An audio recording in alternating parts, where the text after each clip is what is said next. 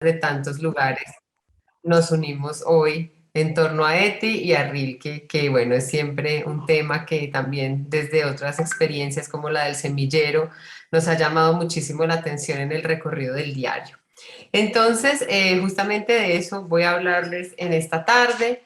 Sabemos que Eti tiene una enorme influencia de la literatura, una enorme influencia de los libros. Los libros representan para ella mucho más que un objeto de estudio, muchísimo más que un tema para tratar en su trabajo cotidiano, en su actividad de estudiante.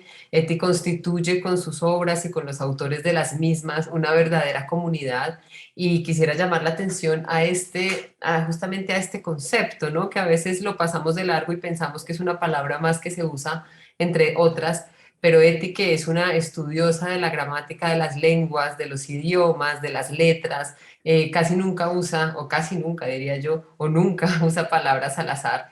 Y cuando ella dice que ha constituido un grupo, una compañía, una comunidad literaria inigualable, lo dice con todas las consecuencias que eso efectivamente tiene para su vida, ¿no? Sabemos que hay un antes y un después en la vida de Eti, que es justamente lo que nos permite conocerla y hacer ese recorrido de su mano, que es el encuentro con Julius Speer, y sabemos también que parte del proceso terapéutico que ella inicia con este psicoquirólogo pasa por la lectura. Eso es muy interesante y es muy bonito, sobre todo porque ahora en estos tiempos en los que en medio de guerras, dolores, enfermedades y pandemias, muchas veces vemos cómo la pérdida de sentido se apodera de nosotros, de nuestro entorno. Hay también una serie de terapias muy interesantes y de procesos que se están dando que vuelven a esta propuesta de la lectura. Por ejemplo, desde la consultoría filosófica es algo que se ha puesto en práctica, me parece que con magníficos frutos. Entonces, Eti empieza a leer, aunque en el caso de Rilke, ella no ya lo conocía desde los años 30. Hay unas lecturas que Rilke le propone por primera vez, digamos, o lecturas que adquieren un nuevo significado en medio de este proceso terapéutico, en medio de este proceso de reconocimiento, en medio de este camino, de este itinerario que Eti decide emprender para darle remedio a la constipación de su alma, como lo dice ella en el primer cuaderno. Entonces, efectivamente, Rilke no es un autor que ella desconozca o que le sea introducido únicamente por Speer, pero le va a servir, entre muchas otras cosas, para leer su relación con Speer, para leer sus estados de ánimo, para leerse a sí misma, ¿no? Y para tratar también de comprender la situación epocal en la que se encuentra inmersa. Rilke es citado 54 veces en el diario de Eti. Estas 54 veces cita obras muy diversas. Fundamentalmente cita el libro de las horas, las elegías, las cartas a un joven poeta, el conjunto de cartas, cita también el libro que Rilke escribe sobre Rodin. Entonces vemos que efectivamente la relación con Rilke es muy profunda y hay un conocimiento enorme de la obra del autor.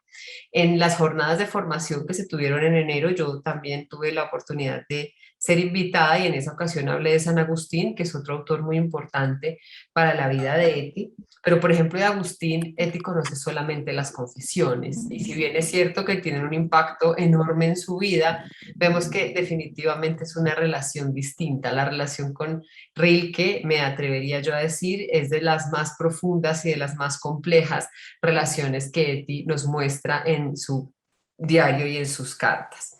Les voy a compartir una presentación donde haré un recorrido porque pues en esas mismas jornadas de formación de las que les hablo, muchos de los que estamos aquí estuvimos en ellas, entonces yo quería hacer un abordaje distinto al que tuvimos en aquella ocasión.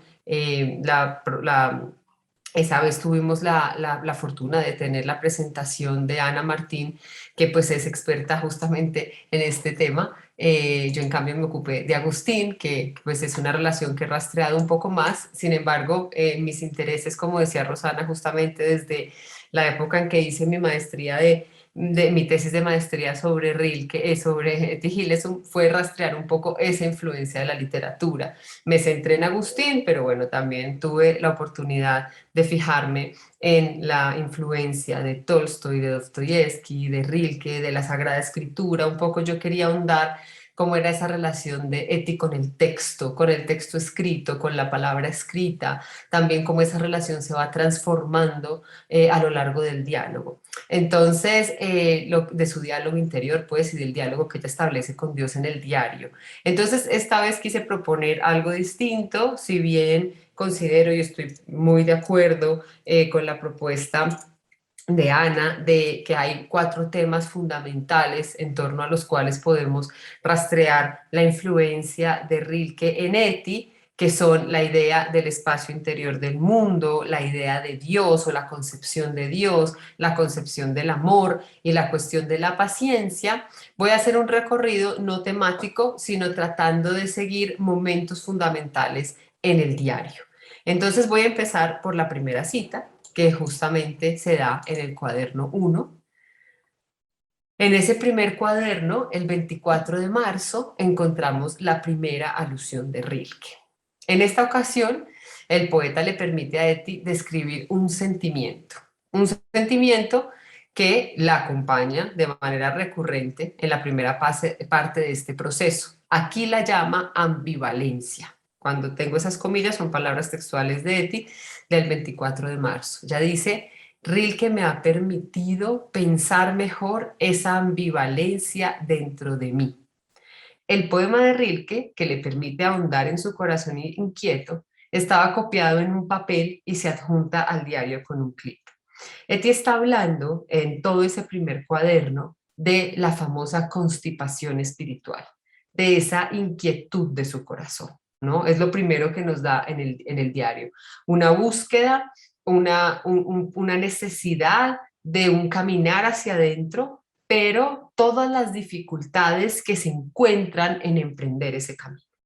Es tal vez uno de los caminos más difíciles, justamente, y creo que seguramente muchos aquí hemos pasado por eso. Entonces, Eti quiere hacerlo, ¿no? Pero un poco como dice San Agustín en el libro octavo de las Confesiones, una cosa es querer y otro es lo que efectivamente se puede, y encuentra una serie de obstáculos, encuentra malestares físicos. Este primer cuaderno pues está lleno de las alusiones de Eti a su cuerpo, a su relación con la comida, a su relación con su entorno. También obviamente nos muestra esta Eti llena de ganas de vivir y de experimentar nuevas cosas y de leer lo que se le presenta. También nos muestra esta admiración, amor, esta relación tan ambigua y tan compleja que tiene con Julius Speer y que empieza a hacer que se cuestione sobre una serie enorme de cosas.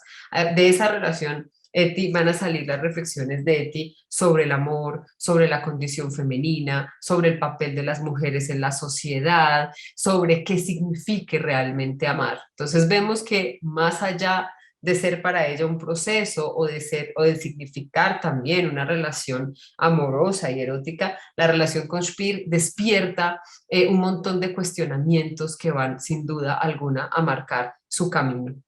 Entonces es muy interesante ver cómo desde ese primer momento Rilke ya se constituye en una compañía que ella utiliza como herramienta. Ella está hablando de sentir eh, que no sabe si ama o no ama, que no sabe si es admiración o amor, que no sabe qué siente. Entonces ella misma dice: ¿qué hago con esa ambivalencia dentro de mí? Y dice: me recuerda un poema de Rilke que alguna vez copié y que encarna perfectamente ese sentimiento de ambigüedad. Y en su momento lo copia y lo pega en el diario, que es un gesto también muy interesante. Por eso les decía yo que a mí me gusta mucho pensar y rastrear la relación que tiene Eti, la relación material de Eti con la escritura, ¿no? Como la escritura sea como una extensión también de su cuerpo y como un pedazo de papel en el que se anota un poema es mucho más que eso, ¿no? Y se convierte en una herramienta que ella deja en un cajón y en el momento que siente esta necesidad espiritual de dar respuesta a sus tribulaciones, lo busca, lo coge y lo integra. Ese gesto poner en el diario con un clip el poema de Rilke, me parece que es un gesto que va mucho más allá de algo así como una acción mecánica, ¿no? Yo lo leo como justamente una integración a la propia corporalidad del texto, del papel y de ese ejercicio de comprensión que ha emprendido. Luego me salto al cuaderno 4, no porque no haya alusiones en el 2 o en el 3, hay alusiones a Rilke en todos los cuadernos y esto también pues es muy diciente, pero me paso al cuaderno 4 porque es un cuaderno en el que se abre una situación nueva para Eti, una situación nueva para nosotros como lectores. Y es el momento en el que Eti, por decirlo así, camina de la mano del poeta hacia Dios. El 19 de diciembre de 1941, mientras espera en su cita al dentista, Eti transcribe un extenso pasaje del libro de las horas. Me voy a centrar en el final, en, en estas 5 líneas de lo que Eti transcribe. Nosotros te construimos con mano temblorosa, átomo a átomo. Pero ¿quién puede completarte, catedral? Porque uno te quiso una vez. Sé que nosotros también podemos quererte. Aunque no lo queramos, Dios madura. La poesía de Rilke y Eti también lo tiene claro y a mí me parece que esa es una de las razones por las cuales ella se siente completamente fascinada por este autor. Es muy honda, muy profunda y muy difícil, ¿no? Es una poesía que inmediatamente pone al lector en una situación hermenéutica particular. No se trata de simplemente hacer un acercamiento filológico y ver cuál es el lugar de las palabras o el significado de las palabras, sino que abre al lector a una situación interpretativa particular.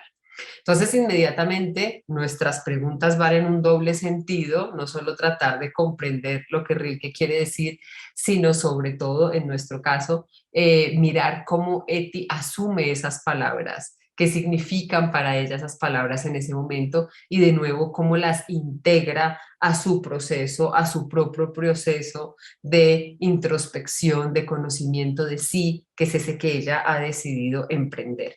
Entonces, de acá inmediatamente nos llama la atención esa expresión final, Dios madura. ¿Qué quiere decir que Dios madura? ¿No? ¿Cómo entendemos esa expresión? ¿A qué se refiere? Dios no es ya perfecto, entonces, ¿cómo así que madura? En el concepto mismo de Dios no está la idea de completud, entonces, ¿por qué habría algo así como un cambio? Definitivamente no es fácil dar una respuesta y se ofrecen diferentes interpretaciones y pues eso tiene que ver también seguramente con la manera en la que se esté abordando tanto la obra de Eti como la de Rilke, pero podemos pensar que efectivamente aquí Eti está anticipando una serie de figuras que va a desarrollar en otros libros, en otros cuadernos del diario, sobre todo en el cuaderno 9 y en el último cuaderno, pero no solamente en el último cuaderno en general, sino en el cierre del cuaderno, ¿no? Que para nosotros, o sea, las últimas palabras que son tan famosas del diario. ¿Por qué creemos esto? Porque efectivamente Ethic concibe su propio proceso como una especie de maduración y va a ser muchas veces una alusión a la tierra y a sus frutos. Y esta es una idea que también le viene de Rilke. Eso se puede encontrar tanto en las cartas como en el libro de las horas y en las elegías sobre todo, ¿no? Entonces, Eti se considera a sí misma, y lo dirá más adelante, un campo, ¿no? Un campo que debe cultivarse, un campo que en este momento se está preparando para recibir la semilla, un campo que no está listo, ¿sí? Y ese es el motivo del desorden y ese es el motivo de la búsqueda y esa es la razón por la cual Eti siente que tiene que poner en orden, así como cuando dice muchas veces, tengo que poner en orden mi escritorio, tengo que poner en orden mi espacio, tengo que poner en orden este entorno, también sabe que tiene que ponerse en orden adentro. Otra cosa interesante de este pasaje que seleccioné del cuaderno 4, hay otros momentos en los que Rilke aparece en este mismo cuaderno, es el contexto en el cual aparece la cita. Es decir, fijémonos que Eti tiene esta capacidad a lo largo de todo el diario de alternar la narración de las cuestiones propias de la vida cotidiana con los temas más profundos y más hondos, ¿no? Que mueven su espíritu. Entonces, fijémonos que no se trata de una Eti, por ejemplo, en un espacio como una biblioteca o un aula o una de esas conversaciones, tertulias como esta que ella tenía tan a menudo con sus amigos, con sus compañeros de estudio, sino que está esperando en su cita al dentista, ¿no? Entonces nos trae, como siempre lo hace ella, a lo humano. Nos recuerda que somos humanos, que los dientes se nos dañan, que los dientes nos duelen, que necesitamos la ayuda de otros todo el tiempo. Y en este momento Eti está asistiendo a una doble ayuda, a la ayuda física, a la del médico, que en este caso pues tiene que arreglarle un diente, y a la ayuda espiritual que le da el poeta. Entonces aquí Rilke la está acompañando y le está diciendo, tranquila, esa es otra gran enseñanza, la paciencia, espera que Dios madura, ¿no? ¿En dónde? Eso, repito, no quiere decir que Dios no esté maduro, no quiere decir que Rilke nos esté diciendo que Dios no está completo, pero tiene que madurar en nuestros corazones. Yo me puedo querer comer una pera verde, pero si está verde está dura. Entonces tengo que esperar a que madure. Y yo la puedo mirar atentamente todos los días a ver si ya maduró. Lo digo porque me pasa. Tengo unas peras verdes y estoy con unas ganas, pero cada vez que voy a tocarlas siguen duras. ¿Y qué puedo hacer? ¿No? Y pienso en Eti, y pienso en Rilke, y en esa famosa frase de Rilke, Geduld ist alles, la paciencia es todo.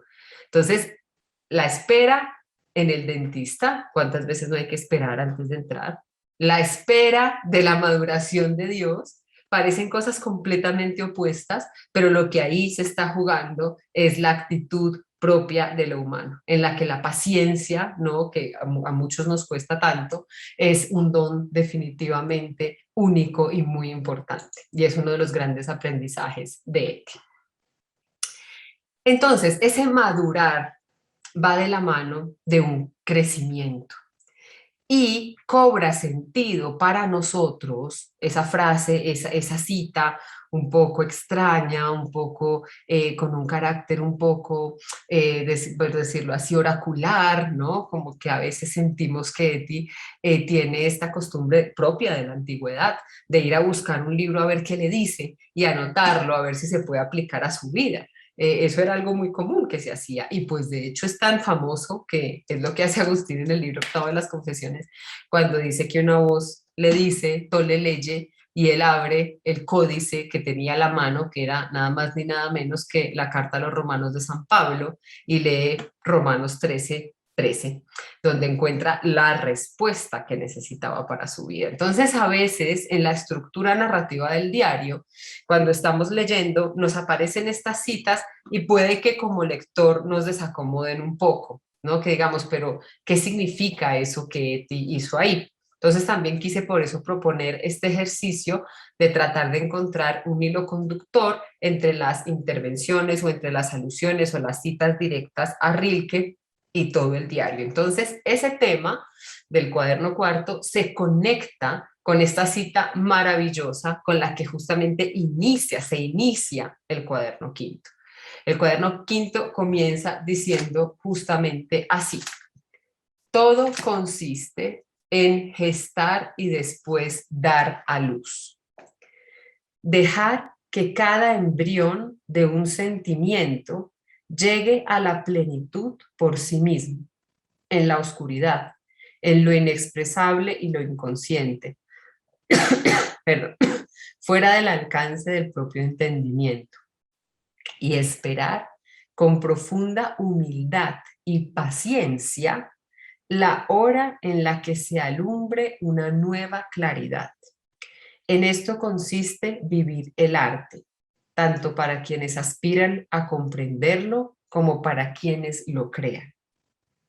La cita es muy larga, me voy a detener acá, pero la cita termina con esa famosa que les acabo de decir, de la paciencia lo es todo. Geduld ist alles. Esta es una cita tomada de las cartas a un joven poeta. Entonces, fíjense, ahora esa idea de que Dios madura toma sentido con esta otra idea de que todo consiste en gestar y después dar a luz. Se da a luz después de la espera, ¿no? No se puede dar a luz cuando uno quiera. Las que son mamás acá sabrán perfectamente que después de un momento ya no quieren más saber de ese estado, aunque sea maravilloso, y dicen ya, pero no se puede. Tampoco se puede eso adelantar. También ahí la paciencia es otra muestra de nuestras limitaciones humanas. Pero, ¿qué es eso que se alumbra? ¿Qué es eso que se da a luz? Fíjense tan bonito, una nueva claridad. E inmediatamente dice Rilke, eso es el arte. Rilke, que tiene una profundísima admiración por Rodin, de hecho escribe un libro que se llama justamente así y que te iba a citar varias veces, Auguste Rodin se llama su libro, lo que aprende o lo que él quiere entender asistiendo o con esa posibilidad de asistir al momento creativo del artista es justamente en qué consista eso. Fíjese que Rodin es un artista plástico, fundamentalmente un escultor, y Rilke es un poeta, ¿no? Pero Rilke no parece, y Eti tampoco, hacer una distinción entre el arte en ese sentido. A mí me da la impresión que de cierta manera Rodin puede ser para Rilke lo que Rilke es para Eti. Es decir, una prueba o una muestra o una puesta en práctica de qué significa el quehacer del artista. Pero es muy interesante que además Rilke diga que esperar con humildad que se alumbre una nueva claridad, y de ahí obviamente no pasaría por alto la palabra humildad, dice que en eso consiste vivir el arte. Y vivir el arte no es solo ser artista, sino también aspirar a comprenderlo. Creo que esa es una de las grandes motivaciones y una de las grandes metas de la vida de Eti, comprender el arte. Y es una de las cuestiones que creo que se han abordado no tanto como otras suyas, como su propuesta espiritual, como su propuesta justamente de interioridad, como su comprensión de lo humano, etcétera, etcétera. Creo que en Eti hay una profundísima orientación estética que, como decía antes, no solamente se ve en su interés por la obra de los poetas, por la obra de los grandes escritores de su tiempo, de los rusos, como ella los llama con tanto cariño, sino también de la música, ¿no? No olvidemos que además, pues en la familia de Eti, la música está muy presente, ¿no? No olvidemos que ella tiene una sensibilidad particular y que cuando con sus amigos, mientras todavía se pudo, ir a conciertos, ir a oír música, ir a oír el piano de su hermano, etcétera, siempre eso estuvo acompañado de una reflexión estética muy profunda. Entonces yo considero que Eti ve en Rilke quien le puede guiar en ese camino de una apertura estética al mundo, que de nuevo tiene muchísimo que ver con su concepción de la belleza encarnada en la creación, ¿no? Uso encarnada de aposta, pero Eti considera que la creación y la belleza que, por ejemplo, ya ve en las flores, tema que pues se ha abordado mucho, sobre todo la famosísima escena del jazmín, pero también las margaritas, pero también las rosas, todas las flores que la acompañan hacen parte, digamos, esa reacción o esa cercanía o esa apertura hacia el árbol, hacia las flores, hacia los pájaros, etcétera, tienen que ver con esa disposición estética con la que Eti enfrenta el mundo. Entonces aquí, en el cuaderno quinto, Eti, de la mano del poeta, presenta su propio proceso de maduración, que es similar al que se da en la naturaleza y que por lo tanto no tiene otra opción que pasar por la espera y la paciencia. Entonces aquí nos muestra cómo ya no solamente escribe las palabras, sino que las ha hecho suyas. Porque muchas veces hacemos eso, muchas veces sentimos que algo nos habla, un texto, un autor, y escribimos sus palabras, las transcribimos, etcétera, pero entre ese proceso e integrarlas a nuestra acción, a nuestra comprensión del mundo, puede que haya un camino, un camino que puede ser largo. En el caso de Eti, ella ya está haciendo aquí lo que dice con las palabras que escribe. Ella ya está viviendo su proceso de maduración que pasa por la paciencia, que pasa por la humildad y que pasa por una aceptación que nunca es resignación, ¿no? Esto es muy importante. Eti no se resigna frente al mal del mundo. No hay nadie más combativo que Eti y no hay nada más combativo que las palabras que dirá a propósito de esto de nuevo en el libro 10 y en el cuaderno 10 y en el cuaderno 11. Rilke también le propone que la paciencia tiene que ver con abrazar las preguntas, vivirlas y esperar que en ese mismo abrazo es que se dé la luz.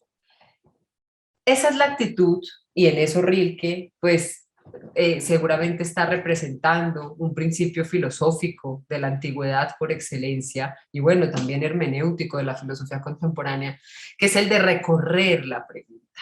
De la pregunta no necesariamente se sale, ¿no? De hecho, hay una autora contemporánea, una filósofa contemporánea, que es Donna Haraway, que titula su libro justamente así, Seguir con el problema.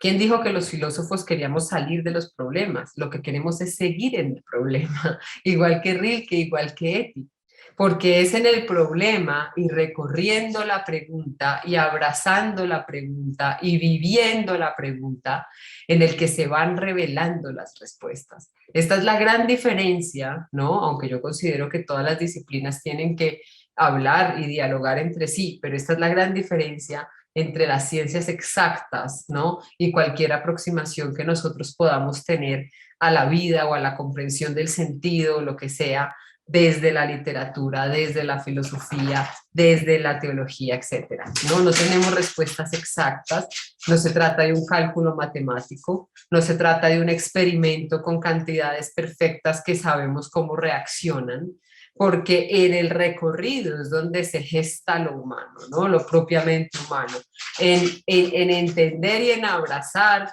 la necesidad de preguntarnos nuestro límite, nuestra vulnerabilidad. Es solo ahí donde se van poco a poco revelando las respuestas. Entonces, cuando se esperan, cuando se quiere tener respuestas inmediatas y contundentes, pues solamente nos estrellamos contra la imposibilidad.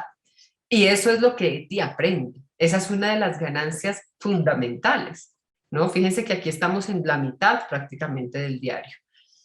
Llevamos unos meses de su proceso, pero ella ya ha hecho suyo un gran aprendizaje. Debo esperar. Cada cosa es un paso. Luego dirá esto con otros términos y citando a Mateo, cada día con su afán, ¿no? ¿De qué sirve que yo esté preocupada por todo lo que va a pasar en el futuro o que yo quiera tener ya una respuesta a todo lo que se va a dar si además, como dice ella, estoy viviendo una realidad única? Y el hecho de que yo me vaya a la poesía y en ella encuentre un refugio y me vaya a la literatura y en ella encuentre un refugio, no quiere decir que me esté tapando los ojos frente a la realidad. Todo lo contrario, solo que sé ahora, ¿no? Desde la humildad y desde la paciencia, que para saber qué es lo que va a pasar ahí, también necesito esperar. Por eso digo yo que este no es un proceso pasivo, ¿no? No se trata de sentarse a esperar, ¿no? Sino que el alma se debe ayudar a sí misma a cortar su propio cordón umbilical. El alma debe ayudarse a sí misma a ese dar a luz del que habla cuando cita a Rilke. ¿Cómo es que el alma se convierte en su propia partera? Entonces, solo así, en ese momento, ¿no? Es que se va a poder abrir hacia los demás, que es para donde va Eti. Nosotros lo sabemos ya, porque conocemos el diario completo, pero ella aquí, a la mitad de su camino, pues del camino que nosotros conocemos, porque seguramente hay una parte del camino que nosotros no, en el que no la pudimos acompañar, Seguramente ahí también, no solamente ideas, pensamientos, posiciones, etcétera, habrán nacido y se habrán alumbrado de esa terrible experiencia, pero lo que sabemos al menos de lo que tenemos en el diario y en las cartas es que esa será la gran conquista de Eti, ¿no? Encontrarse a sí misma para luego donarse a los demás, para luego partirse y ser pan y bálsamo para los otros. En el cuaderno 9, Eti usa la expresión de Rilke como su maestro, ¿no? Dice, para mí no es un entretenimiento, no crean que yo me paso los días en mi escritorio desordenado, lleno de libros de poetas, ignorando la situación o ignorándome a mí misma, ¿no? Estos autores, y en especial Rilke, es para mí un verdadero maestro. Entonces pensemos un momento en qué implicaciones puede tener esa afirmación. ¿Qué quiere decir que Rilke es maestro? Quiere decir que le ha enseñado cosas, que le ha dado contenidos, que le ha dado herramientas, que le ha dado pistas.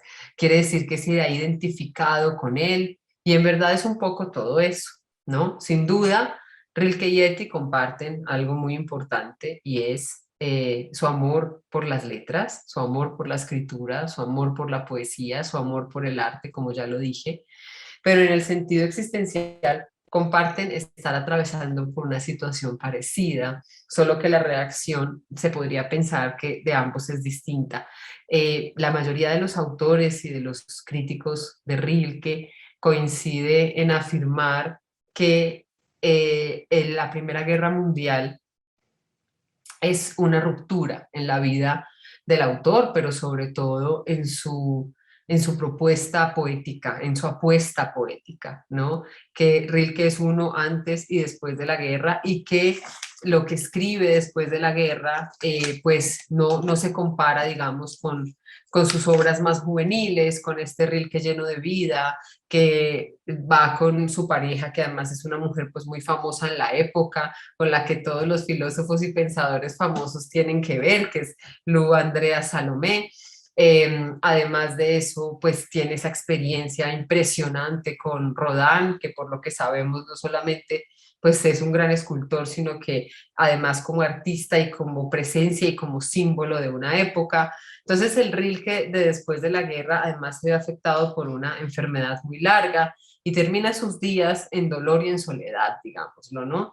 Entonces, Eti, con esa infinita sensibilidad que la caracteriza, con esa relación que también ella tiene con su propio cuerpo, con la enfermedad, que en su caso no es algo particularmente grave y doloroso, sino que es como una enfermedad constante y permanente, como un malestar que ella misma se pregunta si no sea acaso un efecto del desorden interno y del desorden de su alma.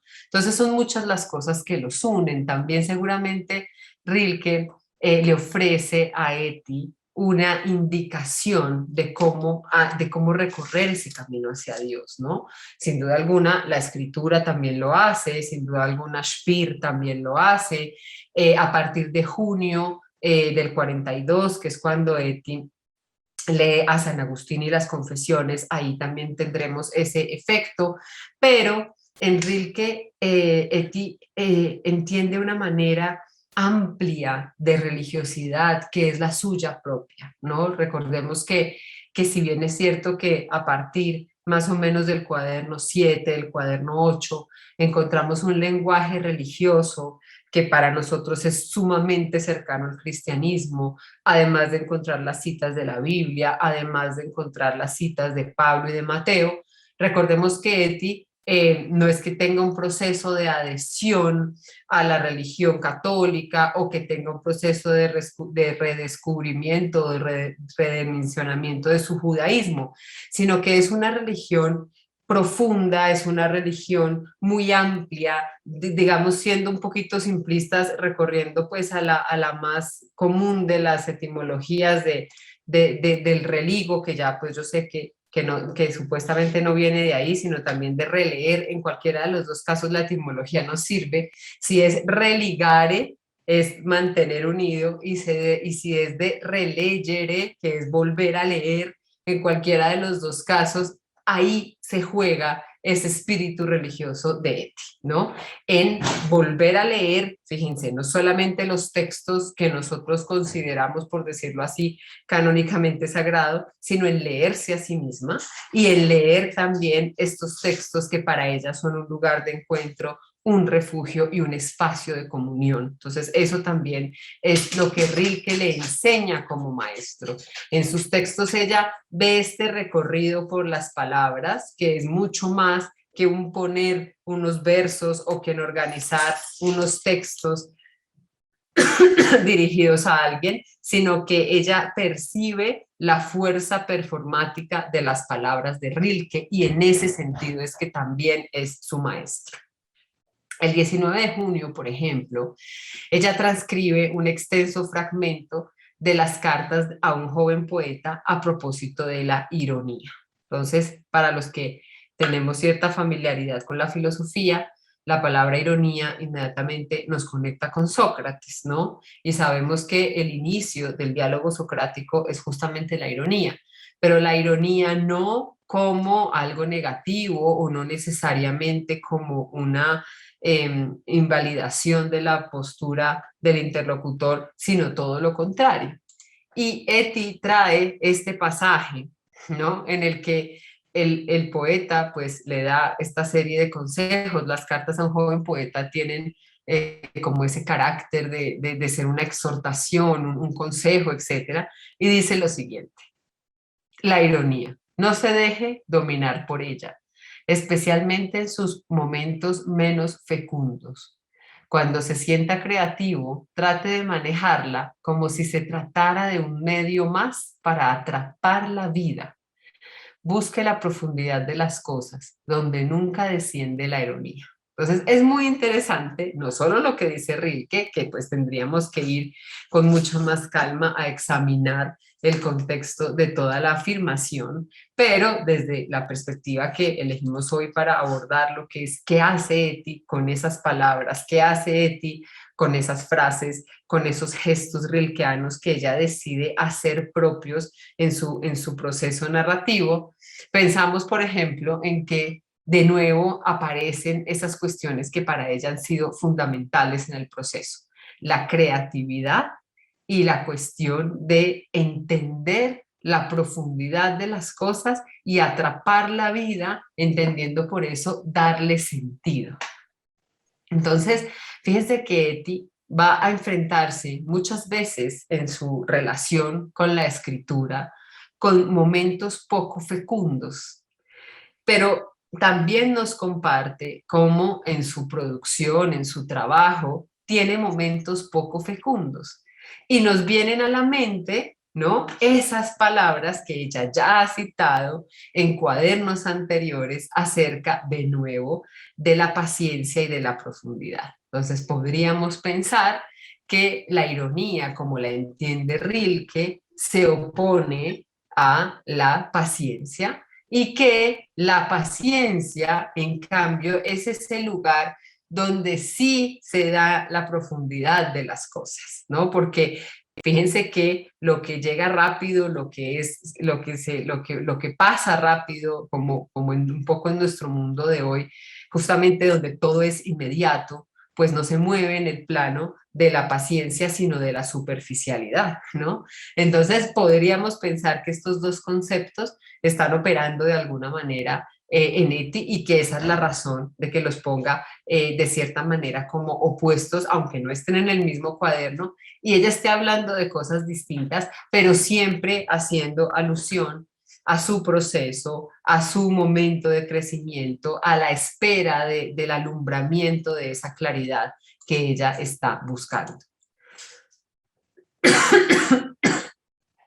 El cuaderno 10 es un cuaderno muy, muy bonito. Es uno de los cuadernos, junto con, pues, con el 9, que tal vez es también otro de mis preferidos, en el que nosotros tenemos la fortuna de asistir y de ver, después de haber leído todo el diario, cómo es que ha sido ese proceso de transformación con Eti, cómo es que ha sido ese encuentro, ese caminar, ese perderse, ese dejarse llevar de pronto por los afanes del día, por los miedos del mundo, pero volver a encontrar el camino porque ya de cierta manera ha sido construido o ha empezado la construcción de esa fortaleza interior. El 14 de julio, en un momento ya muy difícil para su propia situación personal y la de su familia, Eti escribe: y una vez has empezado a pasear con Dios, sigues caminando. Toda la vida es entonces un gran paseo. Es una sensación muy curiosa. Al día siguiente, es decir, el 15 de julio, después de haber escrito estas palabras, después de compartirnos que ese es su estado de ánimo, que a pesar de lo que está pasando tan terrible, ella puede entender la vida como un paseo de la mano de Dios, ¿no? Recibe 3 regalos, 3 dones muy preciados. El libro de las cartas de Rilke, que son 2 tomos, un libro del poeta y músico Schubert y un suéter de lana. Traigo esto por lo que decía antes, ¿no? De nuevo tenemos esa conjunción de elementos, ¿no? De lo cotidiano con lo más profundo, que en últimas nos muestra que es ahí, en lo cotidiano, donde se juega lo profundo, que no es que está esa oposición que muchas veces nos imaginamos. Entonces, las 3 cosas son un tesoro. Y de hecho, Eti dice, yo me voy para el campo, estoy dispuesta a llevar menos ropa o menos comida o lo que sea con tal de poder llevar a mis libros, ¿no? Se pregunta si le va a caber El Idiota, se pregunta si le va a caber San Agustín en la mochila, va y se la prueba, tiene una mochila de Han, ¿no? Su compañero de casa y también su amante y se la prueba y dice, sí, tal vez aquí pueda guardar algunas cosas, etcétera, etcétera.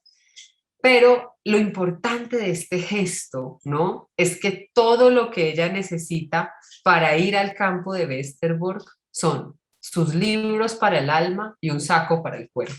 De este saco, de este suéter, nos dice que es de lana pura y que seguramente la va a proteger del frío y de la lluvia.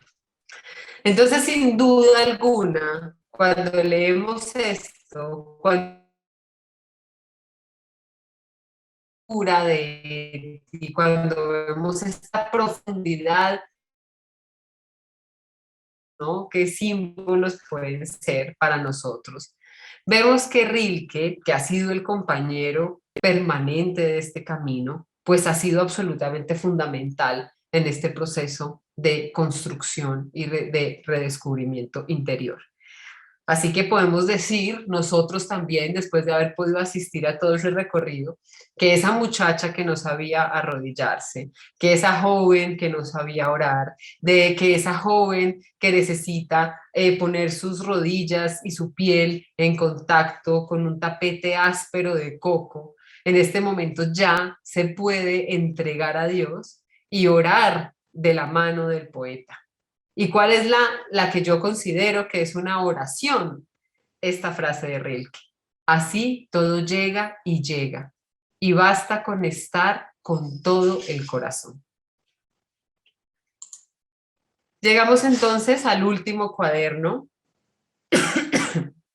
que también de la mano de Rilke significa la apuesta por el amor, ¿no? Esto es quizás una de las enseñanzas de Eti que no son más conocidas, su afirmación de la vida, su afirmación que se da sobre todo en el cuaderno 9, pero que se repite también en este cuaderno número 11, de que la vida es bella a pesar de todo.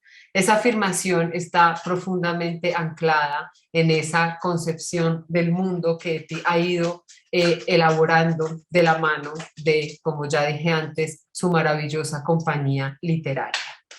En el cuaderno 11 cita ese texto de Rilke sobre Rodin. ¿Qué es? ¿Qué tipo de texto? Fíjense que ya no es una poesía, ni unas cartas exhortativas, ni las odas, ni las elegías, ni ese tipo de textos rilkeanos que habían acompañado a Eti, sino que es justamente ese texto estético. A mí me parece que esto habría que mirarlo y sería importante verlo con más calma para retomar y poder conectar esa idea que dije al principio, ¿no? Hay en Eti una postura estética, hay en Eti una disposición estética a su encuentro con el mundo, que es lo que determina la manera en la que ella asume este final para nosotros del diario y para ella, sin que lo sepa, el acercarse del final también de su vida, ¿no? Y de la vida de su familia. Entonces, no es casualidad y no está puesto ahí simplemente porque Eti tuvo a la mano el texto de Rilke sobre Rodin. Es porque leer un texto que aparentemente habla de las formas, de la capacidad creativa, de la relación entre el artista y su material, ¿no? En eso ella ve mucho más. Ella ve esa disposición ordenada y perfecta de la creación, ¿no? Entonces, es por eso que después de haber citado ese texto, que lo deja ahí y no lo comenta como hace con otras frases que a veces sí comenta y desglosa y presenta, después de eso afirma con contundencia y valor. Ay, perdón, me faltaron las comillas. Después de esta guerra, dos corrientes recorrerán el mundo. Una corriente de humanismo y otra de odio. Y en ese momento lo supe, combatiré ese odio. Y no solo lo combate en ese momento, sino lo sigue combatiendo hasta hoy, ¿no? Y esa es la gran grandeza de Eti en nuestra vida y en nuestros corazones. Y perdón que yo siempre con esto me pongo tan triste.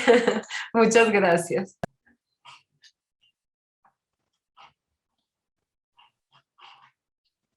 A ti, muchísimas gracias, Viviana, y esa manera tan especial como concluyes esta reflexión, prácticamente esta experiencia que hiciste con Eti Ril, que realmente lo que hiciste fue una experiencia y estás contándonos tu experiencia. Eso es lo más interesante de esto. Esa era un poco la idea, sí.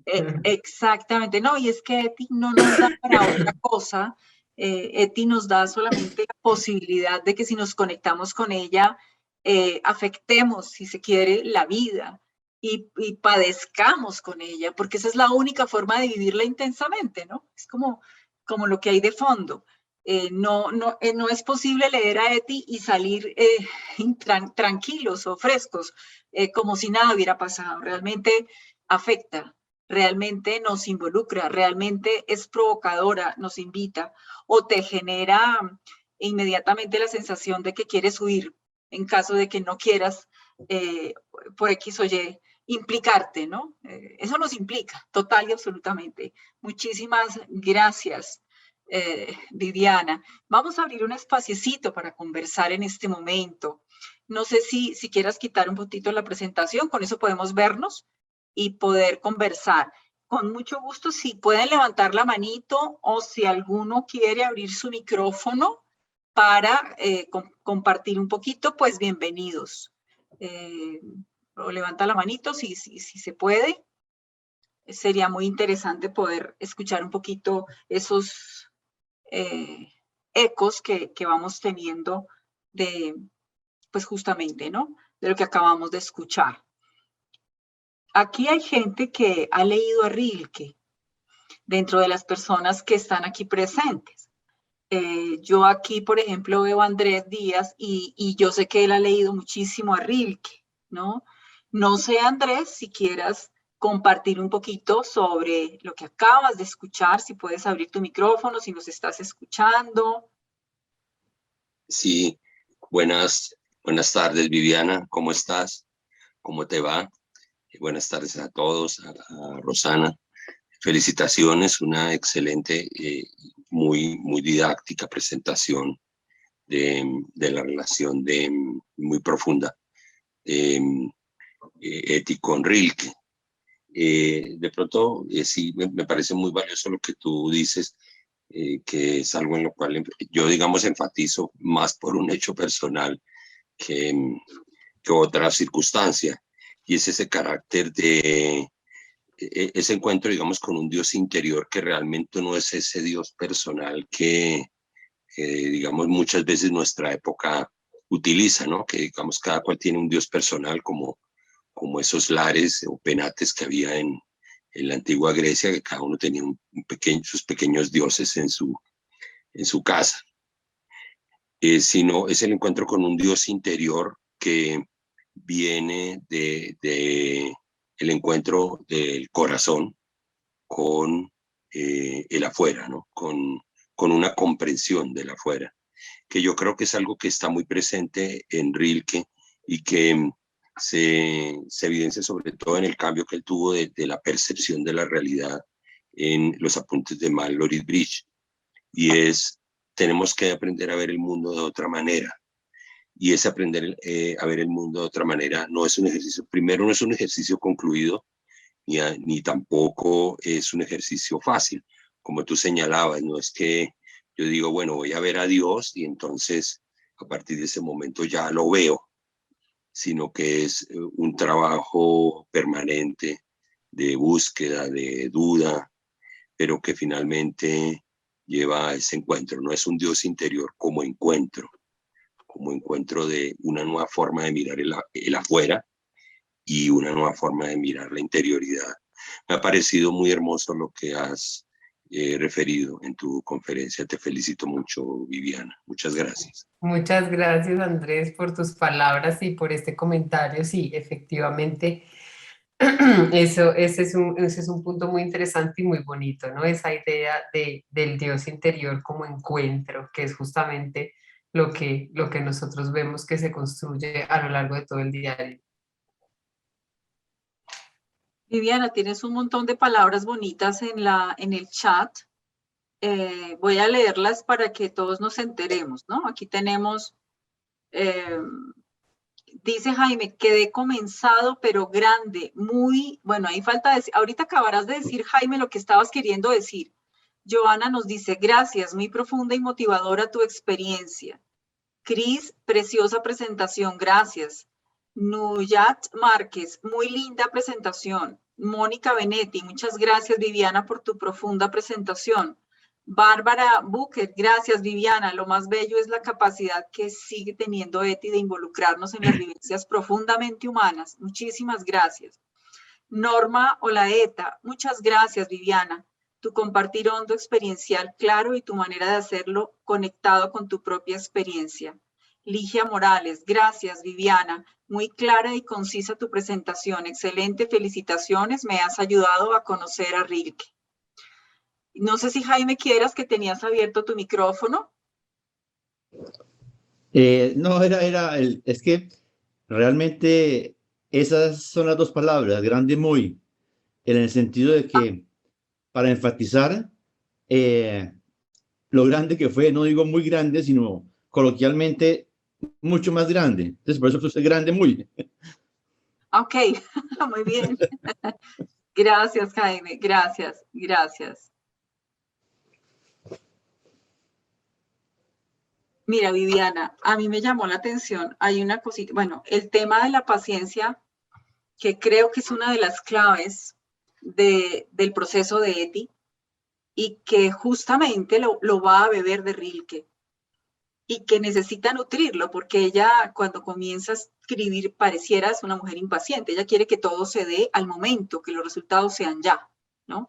Y ese proceso lo va a aprender solamente de la mano de Rilke al ir internalizando, interiorizando las palabras de este personaje, de este poeta, de este escritor. La espera y la paciencia. Y esa otra parte de cómo se va acercando a Dios, y que Rilke también es una pista para que Eti se acerque a Dios. Cuando tú decías, bueno, ¿cuál es la religión de Eti? Y claro, normalmente cuando a uno le hablan de religión siente inmediatamente la sensación cristianismo, judaísmo, islam, y no, realmente esa clave etimológica puede ser interesante porque nos ayuda a entender las raíces de la religión. Entonces tú hablaste de dos raíces y yo recuerdo por allá en mis clases de filosofía de la religión, hace historia patria, que dentro de la etimología de religión había el religare, volver a ligar, el relegere, lo que citaste, pero también el reelegire, el volver a elegir.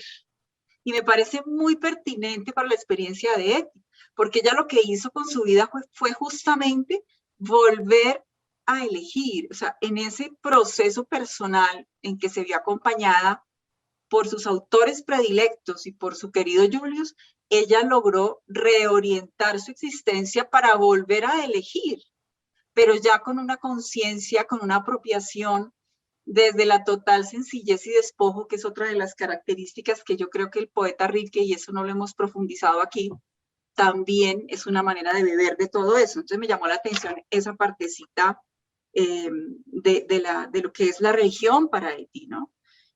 Creo que en esto me quedaría en este momento de estos comentarios. Aquí está Leomer con el micrófono encendido, de manera que Leomer, vamos a darte la palabra con muchísimo gusto. Vivi, gracias. Quiero sintetizar lo que yo comprendí en dos cortos poemas de Rilke. Las rosas. Dice así: si tu frescura a veces nos sorprende tanto, dichosa rosa, es que en ti misma, por dentro, pétalo contra pétalo, descansas. Conjunto bien despierto cuyo centro duerme mientras se tocan innumerables las ternuras de ese corazón silencioso que suben hasta la extrema boca. Y me parece, yo recordé inmediatamente otro poema, como lo último que ella vive, y se llama La Pantera. Su mirada se ha cansado de tanto observar esos barrotes ante sí en desfile incesante, que nada más podría entrar ya en ella. Le parece que solo hay miles de barrotes y que detrás de ellos ningún mundo existe. Mientras avanza dibujando una y otra vez con sus pisadas círculos estrechos, el movimiento de sus patas hábiles y suaves va mostrando una rotunda danza en torno a un centro en el que se sigue alerta una imponente voluntad. Solo a veces permite en silencio la apertura de los cortinajes que ocultaban sus pupilas y cruza una imagen hacia adentro. Se desliza a través de los tensos músculos, cae en su corazón, se desvanece y muere. Y el último texto que me venía mucho es de Teresa de Jesús, en el que el corazón de la letrilla está todo ese tema de la paciencia. Nada te turbe, nada te espante, todo se pasa. Dios no se muda, la paciencia todo lo alcanza. Quien a Dios tiene, nada le falta. Solo Dios basta. Quería esos tres textos que mientras tú bellamente me sumergías en esto, porque Rilke me acompaña desde que yo era adolescente, es decir, siempre, porque no lo he dejado de ser. Muchas gracias, Leomer. Genial. Muy bien. Muchas gracias. Yo quisiera en este momento darle la palabra, si está por ahí, y si nos escucha, a Johnny Alfredo Ochoa de la Uniminuto, porque hace rato que no se comunicaba con nosotros. No sé si, Johnny, nos quieras comentar alguna cosita. Si puedes hablar, puedes abrir tu micrófono en este momento. Sí, profe, buenos días. Buenas Adelante, tardes, enciende tu camarita. profe, Eso, ¿cómo perfecto. está? Hola, ¿Cómo te va? Viviana. Pues muy complacido, ¿no? Yo siempre que me entero de eventos relacionados con ETI, pienso que más que espacios académicos son espacios de oración. Entonces las conferencias, las charlas para mí representan eso, como oraciones en voz alta. Entonces acabo de escuchar a Viviana, una oración muy sentida, y el punto final pues pone a vibrar el alma, o por lo menos la mía. pero me formuló preguntas y tiene que ver con lo que significa corazón, sabiduría del corazón, porque a veces pienso que lastimosamente eso se vuelve una frase cliché en ambientes espirituales. ¿Qué es la sabiduría del corazón? Y yo intento pensar si tal vez aquí corazón es una especie de sinónimo de intuición, sinónimo de imaginación, sinónimo de revelación. Y no sé si dejarse atrapar por las palabras tiene que ver con dejar a veces esa actitud con la que confundimos, creo yo, la filosofía dice, y es el de construir conceptos, sino dejar que ellos vengan a mí.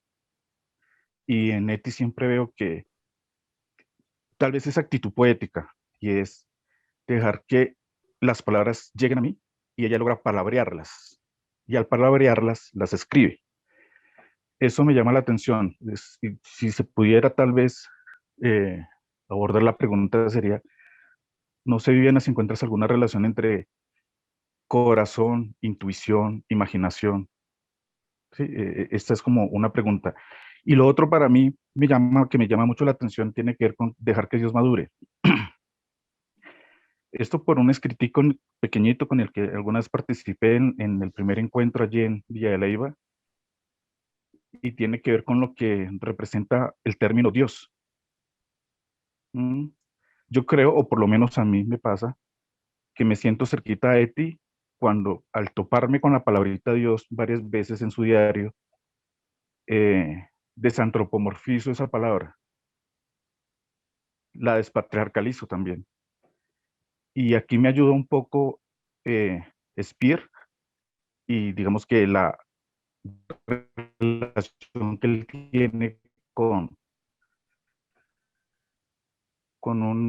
y creo que Dios ahí es no solamente, o mejor, creo que ahí Dios es lo inconsciente. Entonces creo que esa actitud poética de dejar que las palabras vengan a mí tiene que ver con abrirse al inconsciente. ¿Sí? Abrirse al inconsciente y dejar de buscar, es lo que a veces hacemos mucho, o por lo menos yo, que es el de buscar a través de la racionalidad plena el orden del mundo, sino dejar que el inconsciente me desborde de alguna manera, y creo que eso nos vuelve a todos poetas. Y para terminar, recuerdo, creo que es a Fernando, no recuerdo el apellido, que en una charla que hoy en Vía Leiva preguntaba a todo el auditorio, y es, ¿cuál es tu poeta favorito? Y me pareció precioso pensar eso, y desde entonces le formulo la misma inquietud a mis estudiantes. ¿Cuál es tu poeta favorito? Y me parece bellísimo porque cuando escuché a Fernando, él decía algo así como la revelación no solamente se da a través del libro que generalmente en nuestro contexto llamamos sagrado, sino que la revelación también se da a través de estos poetas. Y ahora sí, para terminar, qué pena, me dan la palabra y me quedo ahí. Estoy pensando en Rilke y en el final de su vida, según cuenta la profe Viviana. Y es que muere solo y enfermo. Y pienso, no sé si fue Walter Benjamin o Miguel de Unamuno, alguno de los dos dijo que la esperanza nos ha sido dada por los desesperados. Me parece un contrapunto bien interesante este tipo de vidas con las de Eti, porque Eti es bálsamo, Eti es esperanza. Pero también creo que en eso que llamamos espíritu, que es tan grande, los desesperados tienen un lugar muy importante y nos pueden dar luces también, como Rilke. Es eso, profe, y a Viviana un abrazo gigante y muchas gracias por la oración en voz alta que hoy nos compartió. No, muchísimas gracias a ti, como siempre. Yo estoy totalmente de acuerdo con todo. Y la invitación a pensar, creo que es una invitación, es también una exhortación a pensarlo mucho más, de esa relación entre corazón, intuición, imaginación, así sin pensarlo mucho, y tal vez por las influencias de los últimos, de lo que estoy leyendo y en general de lo que estoy trabajando en este momento, me parece, yo me inclinaría por imaginación, sobre todo por esa reivindicación del término reimaginación en las nuevas propuestas, en nuevas propuestas filosóficas, en la filosofía crítica contemporánea y en esa idea de imaginar nuevos mundos posibles, que lo mismo que la sabiduría del corazón en unos ámbitos, como tú dices, más espirituales, también a veces se vuelve cliché, ¿no? Entonces oímos y tenemos que imaginar nuevos mundos posibles y cómo imaginar algo distinto en un mundo herido, en un mundo en guerra, en un mundo con enfermedad, en un mundo en pandemia, cómo es que le damos de nuevo valor a la imaginación y si la imaginación tiene algún tipo de estatuto incluso epistémico, o si simplemente la imaginación es una facultad de qué tipo, o como decían los modernos en algún momento, es la loca de la casa. Entonces me parecería que una excelente pista sería esa de pensar juntos la sabiduría del corazón con la imaginación. Pero pues por ahora no puede más que ser eso, una exhortación y una invitación a pensar, y me encantaría poder pensar a Eti así.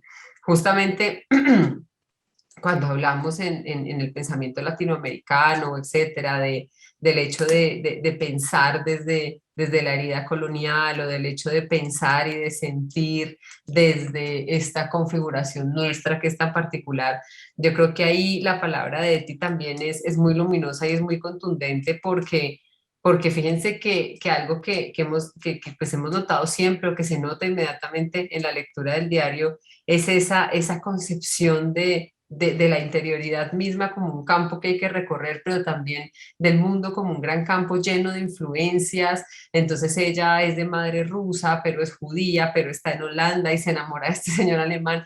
Entonces como que de cierta manera encarna, digamos, toda esa tragedia del mundo contemporáneo y de la modernidad, ¿no? Un poco como del mito de la modernidad, me parece que ya encarna toda esa tragedia y un punto fundamental en la historia. Entonces me gustaría mucho usar esa clave para pensar a Eti como una reivindicadora de la imaginación y de su lugar en la construcción de sentido, en la comprensión, etcétera. Muchas gracias por tu aporte. A ti, Viviana, muy amable. Gracias, profe Rosana, también. A ti muchísimas gracias por tu aporte, Johnny, muchas gracias. Yo no sé si aprovechamos, Viviana, para que haya alguien que de pronto sí quisiera decir una palabrita aquí, muy tímidamente está por ahí, le quiero pasar, si puedes, Carolina Vargas, en un momento la palabra, si quieres compartir un poquito. Hola, buenos días. Buenos días para mí, buenas tardes, noches para ustedes. ¿Cómo estás? ¿Cómo Eh, estás? Muy bien, muchas gracias. Yo creo que estoy más de oyente. Quiero agradecer a la profe Viviana por tan bonita presentación y bueno, gracias a todos por el espacio y me alegra mucho escucharte nuevamente, profe Johnny. No tengo mucho por decir hoy, creo que estoy más bien como de espectador, sintiendo. No hay problema, no Muchas hay gracias. problema, Carolina, no hay problema. No, muchísimas gracias. De verdad ha sido un gusto. Veo la manito levantada de Bárbara, por favor, adelante. La pregunta que hago puede ser directamente hecha a Viviana, pero también a todos los que estamos presentes.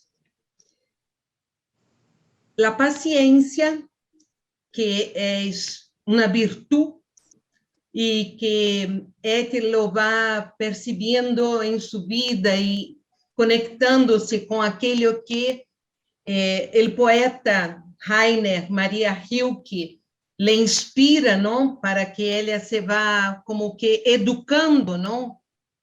Para vivirlo frente a una situación terrible de guerra, de exterminio de su pueblo.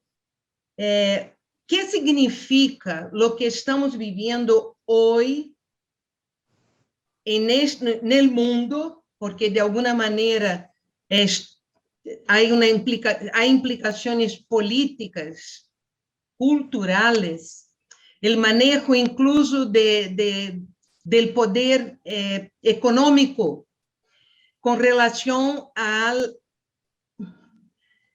de nuevo vivirmos como humanidad esto de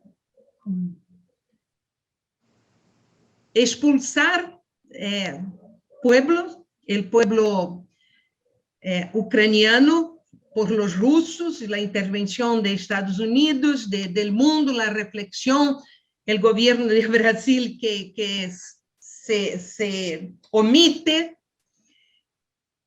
Un movimiento muy grande, bonito, que siempre aparece en la humanidad, que conecta con la dinámica de Etty Hillesum, de ayuda, de minorar el sufrimiento de la gente. ¿Qué significa la paciencia? La paciencia como paciente paciente que interviene en la historia, ¿no? ¿Cuál es concretamente lo que Etty podía en este momento, porque yo considero que Etty, lo que ella ha logrado desarrollar en su propia humanidad es una respuesta para muchas cuestiones humanas que nos dicen respeto a todos, pero yo busco en este momento una palabra o un significado para la paciencia como intervención de transformación en este momento de nuestra historia con relación a esta guerra, que siempre la guerra es...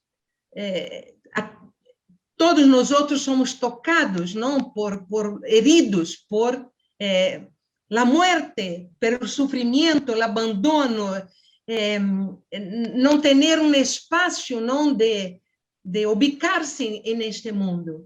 ¿Qué significa la paciencia en este contexto actual del mundo que vivimos?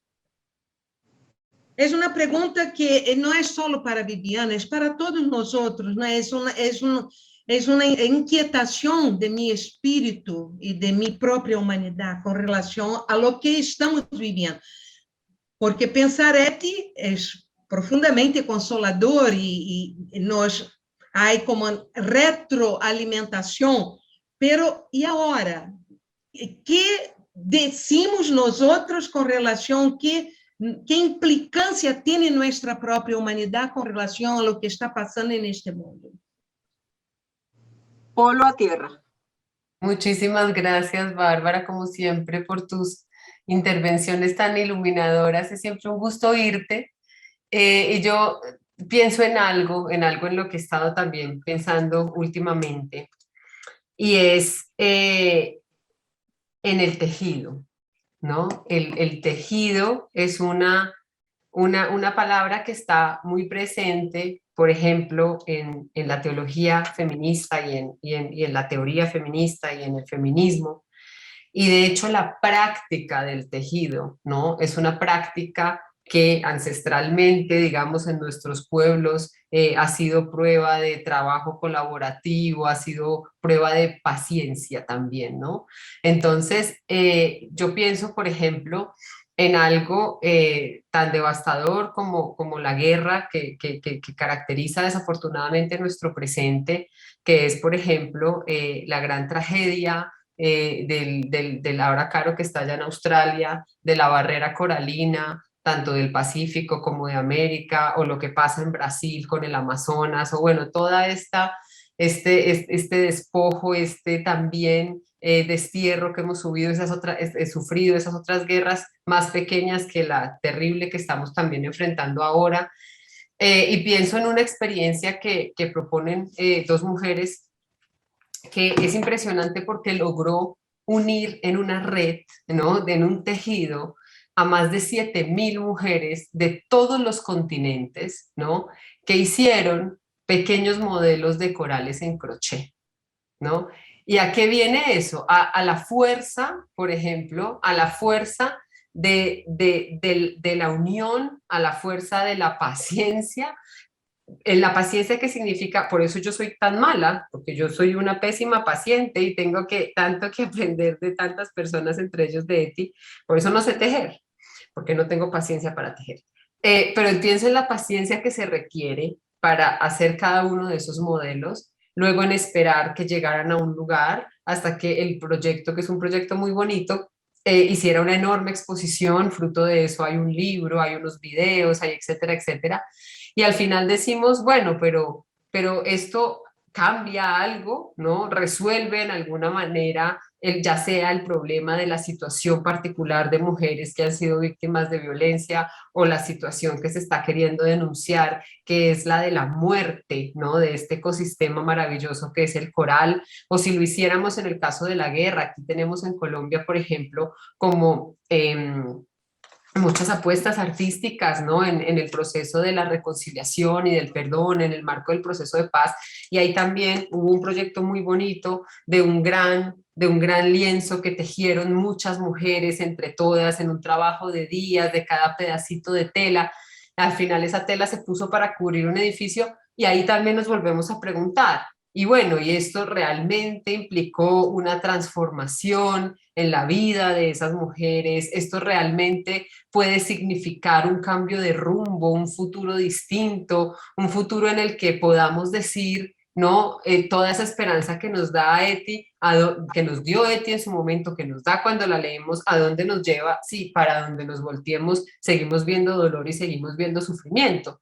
Entonces, desafortunadamente yo creo que justamente en abrazar ese límite y en saber que hay muchas cosas que podemos hacer en nuestra cotidianidad, y hay muchas cosas que podemos hacer en nuestros círculos cercanos, con la esperanza de que eso signifique un cambio, con la esperanza de que eso signifique una motivación para muchas personas que a veces, víctimas de la violencia, como lo que está pasando ahorita, vemos las caras de las personas que salen de sus casas, sus edificios bombardeados, y decimos, pero ¿de dónde van a sacar fuerza para vivir? ¿Y de dónde van a sacar fuerza para reconfigurar una vida, para encontrar un sentido? Y yo creo que son en esos pequeños gestos en donde la paciencia juega un rol tan importante, como la posibilidad no solo, digo, de tejer en el sentido físico, de que nos reunamos a tejer cosas, sino por ejemplo en eso que estamos haciendo aquí, que no estamos tejiendo con hilos y agujas, pero estamos tejiendo con las palabras, en saber que hay una red,